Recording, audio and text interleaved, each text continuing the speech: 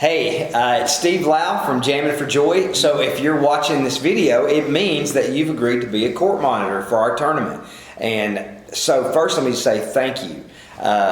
Court monitors are really important to the way I run a tournament for a couple of reasons. Number one, it gives us a personal kind of touch with the players because you're there calling them to the courts, making sure things are running. So we really like that. We want to keep that personal vibe. But even maybe more important than that, you're there to ensure that we maintain a steady pace of play. And that's what's really important, because I really move people through quickly. They get on the courts and they play straight through, and you're an important part of that. So as a court monitor, what will happen is you will be assigned a bracket or a part of a bracket, usually a whole bracket. And what it will mean, you would be in charge for maybe 2 up to 4 courts of players. And so the scorecards will go out with you as you go out with the players to play.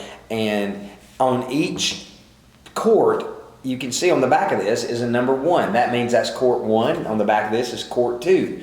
And loaded on these are the games that you're going to play. And it's really important. We play everything round robin and then advance to a medal round. So when you go out, you've got all the round robin games. And they are in order, and this is critical. Never play them out of order. You play them just as they are on the sheet.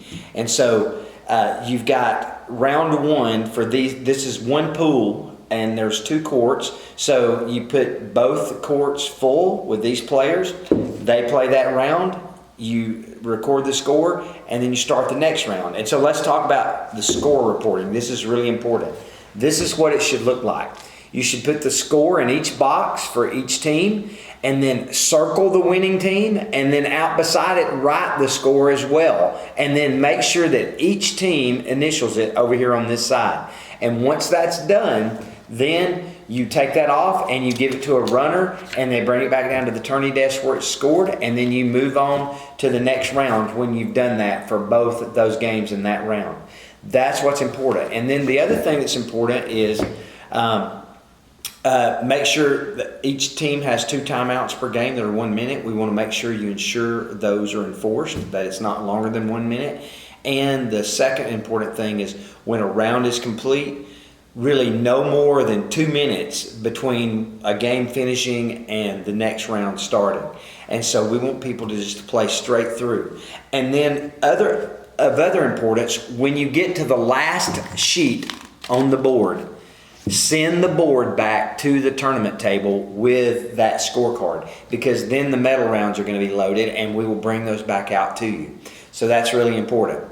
And then the other thing that's important, hey, you're not there to make line calls. You're not there to make any judgments about anything. You're simply there to make sure the right people are on the right courts playing and you keep them moving at a good pace. That's all you're there to do. And this year, we're going to have a tournament referee that's on site. So if there winds up being an issue on your court where we need to have a referee, then you can call for that and the referee can come and deal with any of those issues. So I think that's everything you need to know to be a court monitor.